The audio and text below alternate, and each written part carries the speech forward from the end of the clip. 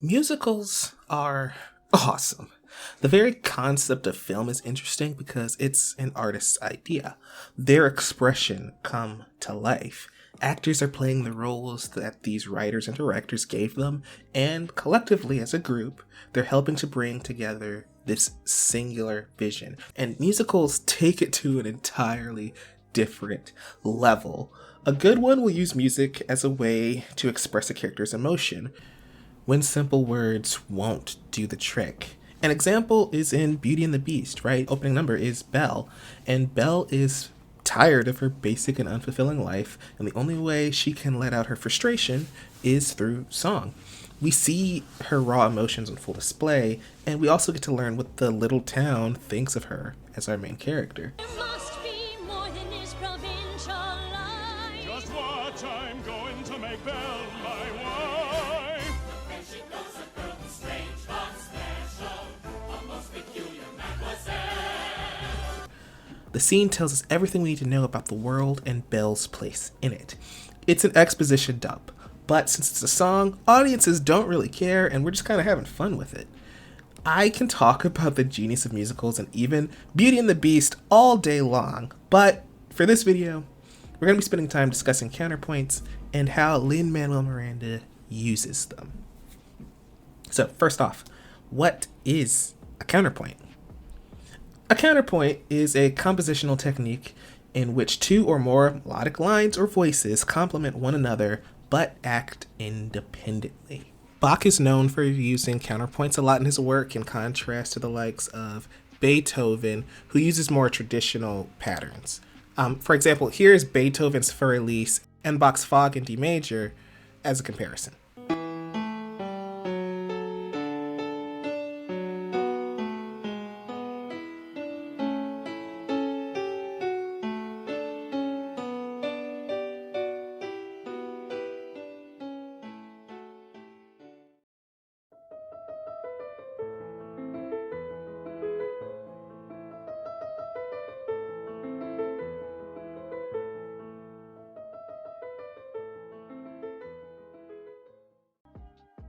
Okay, did you hear how in Für Elise the bass hand was an accompaniment to the right hand's leading melody, while in Fog in D major both hands are playing independently of each other?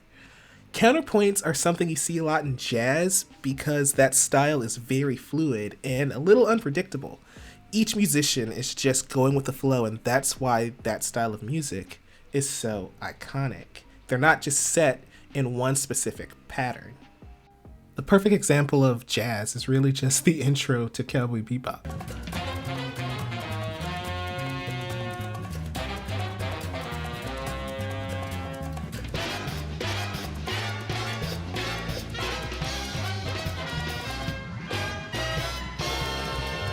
See, counterpoints are an idea that has been around for hundreds of years, but the way Miranda uses them is truly amazing. Lin's musical background is one of hip-hop and musical theater, which is a bit weird, but it's a marriage that actually works quite well when you think about it, because in rap, the artist uses rhymes to express their emotion, their rage, joy, ambitions, you name it, it's there, full display. In musicals, we just described the same thing earlier, right? With the song Belle. So Miranda uses his background in rap to bolster his counterpoints and pack as much information in as possible. Nonstop is one of Lin's best songs and serves as the end of Act 1 of Hamilton.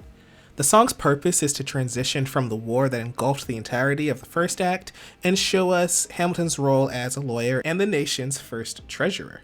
It's pretty boring stuff when you think about it, especially if you're not a history major, but in true Hamilton fashion, the music makes this lesson fun.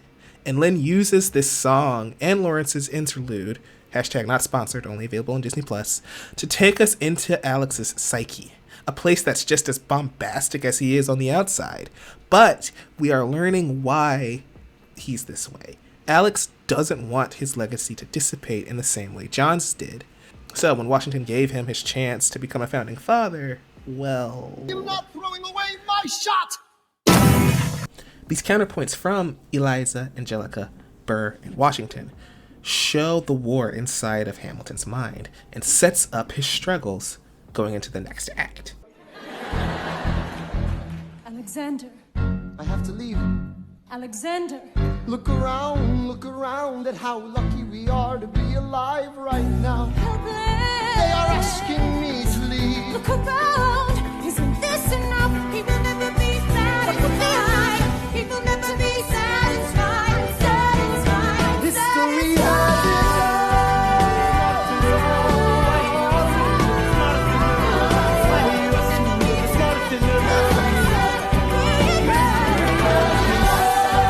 Lin uses counterpoints in the midway point of his musicals for a pretty good reason. A song that leans heavily on counterpoints is one primed to be a showstopper.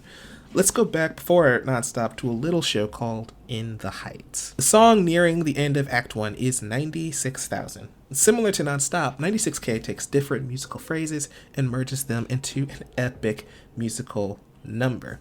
It's one bolstered even more by the film adaptation's beautiful sets, staging, and choreography.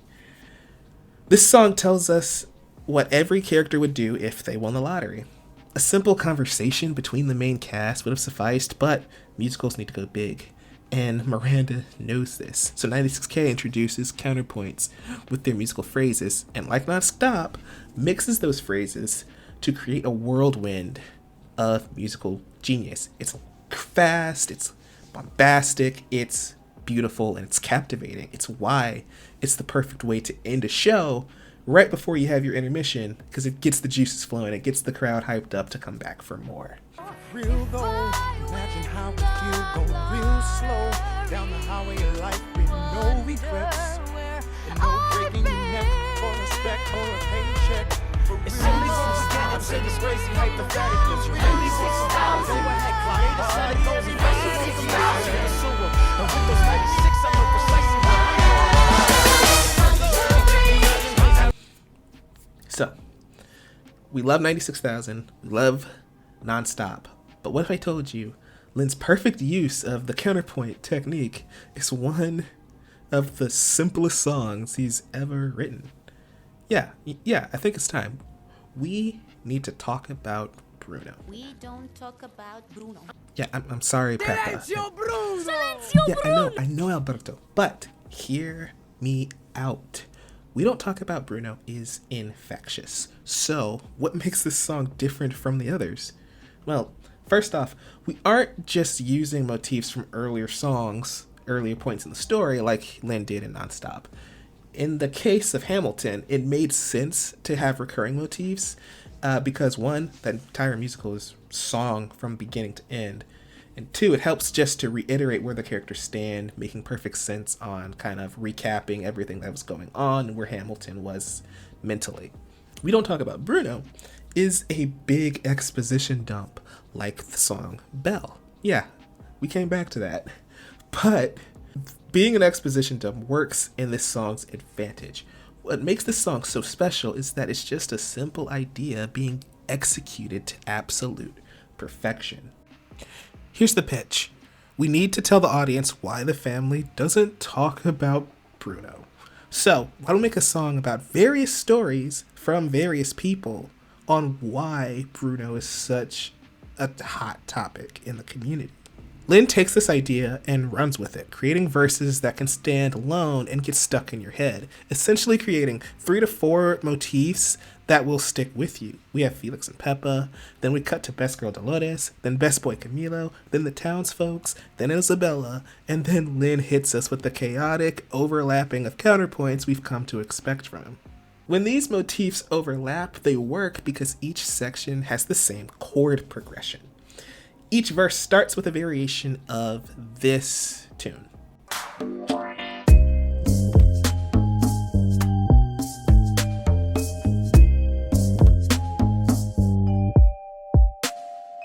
Isabella's verse is like 2 steps higher than the rest of the cast, so I'm pretty sure she's just singing soprano, but that's why they mesh into a cohesive, albeit chaotic, ending scene.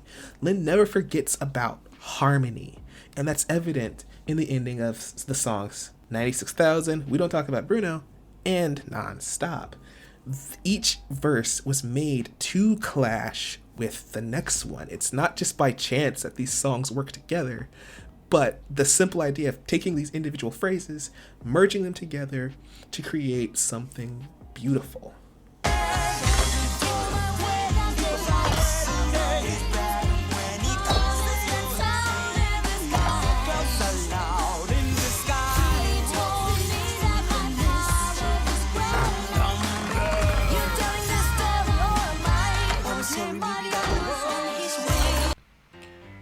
We Don't Talk About Bruno is kind of like a grilled cheese sandwich in the way that it's simple, but when you do it right, it's one of the greatest things ever.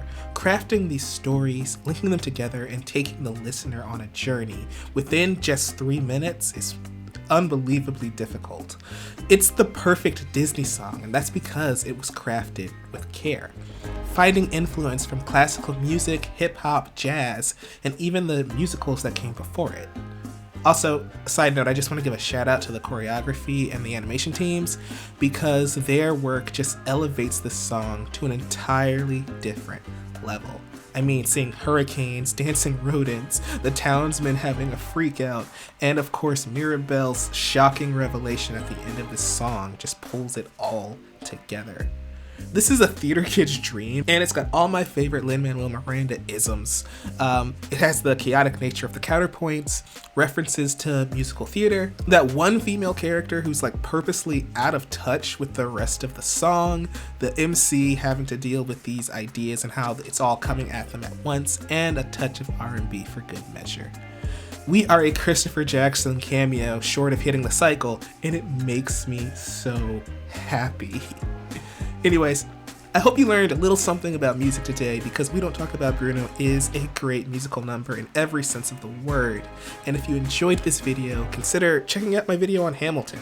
I rave even more about Lin-Manuel Miranda's work over there, or maybe you want to hear me rant about Dear Evan Hansen. That might be a little more your speed. If you got something from this video, consider sharing it with a friend who loves Dolores and Camilo as much as the rest of us. And subscribe for more videos.